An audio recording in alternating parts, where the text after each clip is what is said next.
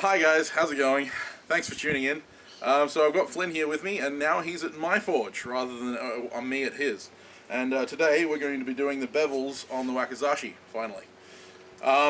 So to start off with, we've got to hot rasp the spine, because while we were forging out the profile and forging out the blank, we ended up accidentally mushrooming over some of the wrought iron out onto the sides because it's squished out from between the shear steel layers.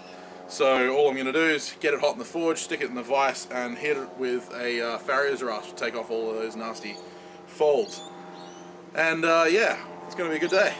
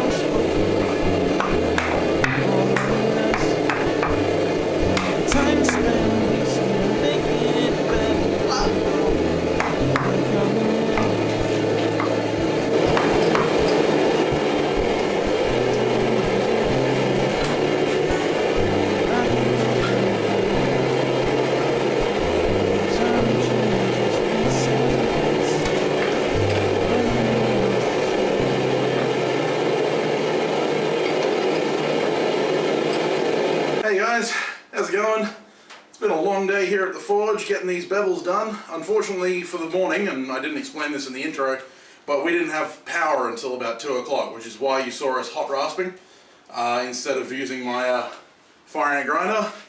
But now we've got the bevels in.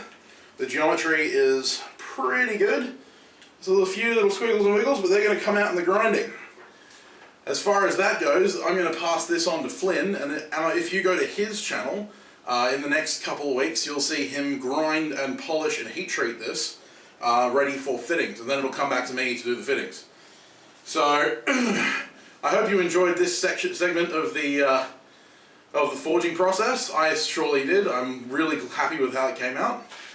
Before I go, make sure that you check out Flynn Sharp's version of the first video that we did together. You can see that on his channel, Flynn Sharp Knives. Also, check him out on Instagram at Flynn Sharp Knives, and follow me while you're there at Samtown's Bladesmith.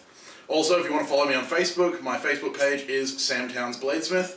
And if you have any requests or if you have any suggestions, please leave them in the comments down below or message me on either of my social medias. Make sure that you hit the like button, and if you want to, if you haven't already, subscribe and hit that bell icon so that you can get updated when I upload a new video. I upload pretty much every Wednesday, and I'm hoping to start uploading every 2 days every week, Wednesdays and Saturdays, but we'll see how that goes. Anyway, anything you want to say, Flynn? Just remember, we're not Japanese blacksmiths. Very much so, yeah, not. There's a few sins there, but it doesn't matter really. We've taken a lot of information from a couple of awesome YouTubers, such as Island Blacksmith, Crossheart Forge. I've watched a whole bunch of his videos, and it's been really instrumental in telling me how I should approach forging this katana. I've never done a blade of this length. If you guys know, I actually only recently forged this one, which was a little bit shorter than our katana. This is actually turning out to be more katana length than O-Wakizashi. It's actually 2 shaku, which is 22.5 inches, which is right on ko-katana, so short katana range rather than Wakizashi. But we're going to keep calling it a Wakizashi because that's what we were originally calling it. Yeah.